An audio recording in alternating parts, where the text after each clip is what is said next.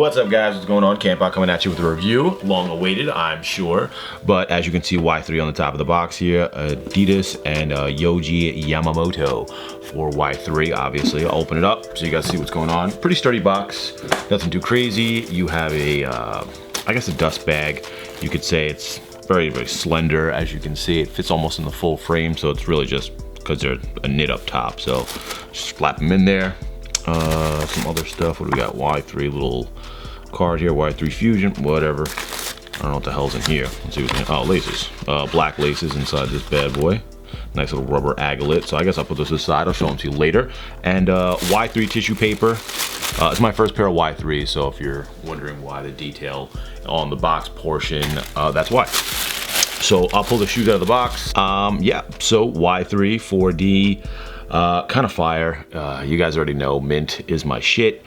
White on the upper, a nice leather hit across the entire thing. It's very premium leather, by the way, so you can probably see the tumble in there. Let me lower the lighting or raise the lighting just a bit so you can see a little bit more. So you can see the tumble inside the leather from back here. This is very, very plush, very, very premium, not synthetic. As the price point would indicate, for $550, you're gonna get something good. Basically, I fell in love with the color scheme of the shoe. As I had mentioned before I picked them up, it's just a mint is a wonderful thing for me. And the 4D print looks pretty dope. I'm still not sold on the comfort of 4D. I've been wearing the 4D joints that dropped a couple weeks ago, and I wore them like 2 or 3 times, and I don't really feel a big difference from Ultra Boost, so I'm gonna stand by that. I don't think the 4D is this futuristic thing that they're going for, or that they're trying to sell, but it is nice, and it's nice to look at. And as far as comfort goes, it's still a shoe, like at the end of the day. Inside, you got this nice little neoprene sock in the back portion. This is number 197 of 200 pairs. Super limited on these bad boys. Only a couple of retailers got them aside from Y-3. I think Y-3 only had like 20 pairs in store in Soho. I'm not sure what the count was in other stores, but like I said, number 197. A couple of weird alterations to the shoe, and like I said, this is my first Y-3, so I'm sure it's not too crazy that they have all these weird technical designs on the shoe. So you have like this little tubing section to hold down the lace area, which is actually like free-formed. I do see a 3-stripe indication here, but I mean, it's just probably design work and the way it's laid out. And all this little pulley system going across the entire shoe and sewn into the actual body of the knit, which is kind of crazy. The freeform here for the lacing is really what caught my eye, because it just stands out so much. It looks pretty dope. It has like this carbon fiber feel to it. Could possibly be a bottle opener if you took the laces out.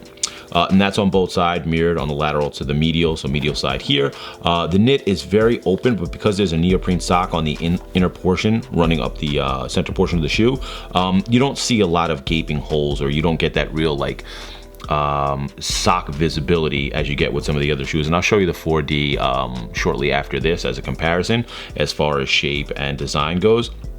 But overall, it's a very, very good looking shoe. Neoprene sock is exposed on the center portion with the Y-3, and I would say Yamamoto would be the signature or insignia that's at the top here. The brand with the 3 stripes, Die Welt Market. Okay, so obviously it's like some German shit. Aux 3 bands. So basically it's just a description in different languages, German being one of them and English being the uppermost portion. Branding there in the lettering, but whatever. You got another hit on the inner portion or the lower portion of the heel area. I don't know if you guys can see it. I'll try and roll it as much as I possibly can so you can see the Y-3 down there. Also, it's very, very comfortable as far as the upper portion of the shoe goes outside of the 4D area. So you got a nice little ankle wrap or Achilles wrap, very, very padded. The neoprene sock on the upper here, very, very padded. The heel cup and the leather, it's very supple, is what I will say. Overall, I'm pleased with it. The sizing is a little weird because it jumps. There are no half sizes. It went from, I think it was 8, 9, 10, and 11 were the 4 sizes, possibly a 7, I can't remember, but the 11 fits me a little bit big, but it doesn't look weird on. The only thing that kind of throws me off is the shape of the shoe looking down at it once you do put it on, and I'll show that to you in the on foot. I'll do like a little overhead with my camera or something. Last and almost least is the leather foot liner or footbed. Very, very, very, very supple leather that's on here. Obviously it's just like a little bullshit liner, but the leather that is layered on top is very, very supple. yeah, nice little detail things going on the shoe. And I showed you the laces a little bit. You have a flat, and I showed you the laces just a little bit. You have a flat rope, or I'm sorry, I showed you the laces a little bit. You have a flat going through them right now, and then that little envelope I opened earlier is like a, I guess another spare set of these, but they feel a little bit rounder than the ones that are, no, it's the same exact lace, just different agate tip. Oh no, same agate tip, everything. So it's just an extra set of laces, which is kind of weird, but whatever. I didn't realize what was in there until I opened it up, so sorry about that. Anyway, let me grab the 4D real quick and I'll show you guys that. Basically, it's the same exact thing because the outsole is the Continental outsole, so no differential there. The 4D and the Y-3 is actually a little bit heavier than the just the regular Futurecraft 4D, which is kind of weird. But the upper on the 4D, like I'd mentioned in its review, let me turn the light up a little bit so you guys can see what I'm talking about. So the knit on the upper, obviously you can see through on this, all the gaping holes. You do not get that with the Y-3 anywhere.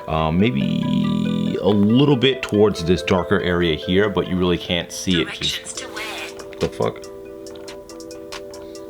It's my watch going off. Watch that language. Chilling. Basically, you can see it right here in the darker areas. It's an open knit, but then the neoprene sock liner that pushes down towards the mid portion is completely closed off here. So you got the knit, and then you got the neoprene sock towards the upper, and the knit is very tight on this portion of the asymmetrical toe box area. And then again on the sides, you can almost, oh, you can probably see it better through here. On this side, looking through the shoe, you can see the movement of my finger back there, but you could also see it through there if you get really, really close, or if I push through a little bit. But either way, very, very comfortable. Back to the 4D comparison, you got the same Continental outsole, 4D. It's basically the same exact thing if you guys are looking at it. The way it's molded to the shoe, the shape of everything, it's identical. The way it protrudes off the heel portion, slenders out towards the front, the compression of the actual 4D, all the same. So, I mean, not much differential there, so you're really paying for the upper at this point. Then again, these were $300 for just the 4D. So I guess it's a coupling of the two, but I know Y-3 is usually pretty expensive. Anyway, I'll do an on foot for you guys so you can see what they look like. And that's gonna be it for this review. If you have any questions or comments, hit me in the comment section. And as always, I am out of here. Peace.